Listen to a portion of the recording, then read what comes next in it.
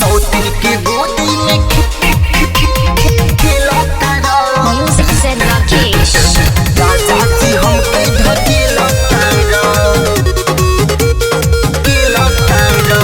गली गली घूमेला सौतीन के साथ में आवेला राजा जी रोजे आधी रात में। गली गली घूमेला सौतीन के साथ में आवेला राजा जी रोजे आधी रात में। जीव मोरा चरे नींदो न पड़े ढिठे रोज मिलता सौतीन के गोदी में खेलता राजा जी हमके ढकेलता सौतीन के गोदी में खेलता राजा जी हमके ढकेलता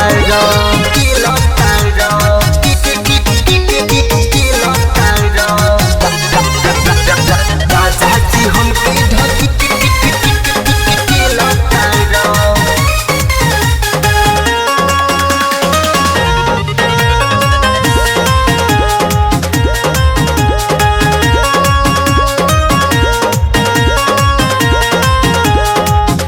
हम तो के मानी पति परमेश्वर हमरा के छोरी खोजेला दोसर तेसर। हमरा के छोरी खोजेला दोसर तेसर। हम तो के मानी पति परमेश्वर हमरा के छोरी खोजेला दोसर तेसर। हम के रोआ के ओह पे लोभा के दिन रात गेल हतारा सौतीन के गोदी में खेलता राजा जी हमके ढकेलता सौतीन के गोदी में खेलता राजा जी हमके ढकेलता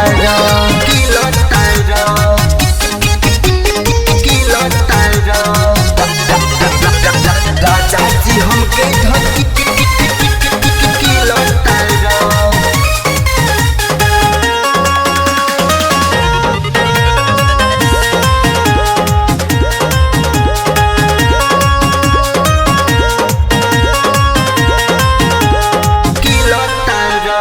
हम जब बोली भगावे लछाड़ के बाहर भुखाई तू करे हो प्यार के बाहर भुखाई तू करे हो प्यार के। हम जब बोली भगावे लछाड़ के बाहर भुखाई तू करे हो प्यार के। राहुल राही ओ करे के चाही हमरा के झेलता सौतीन के गोदी में खेलता राजा जी हमके ढकेलता सौतीन के गोदी में खेलता राजा जी हमके ढकेलता गली गली घूमेला सौतीन के साथ में आवेला राजा जी रोजे आधी रात में। राजा जी रोजे आधी रात में गली गली घूमेला सौतीन के साथ में आवेला राजा जी रोजे आधी रात में। जीव मोरा चरे नींदो न पड़े ढिठे रोज मिलता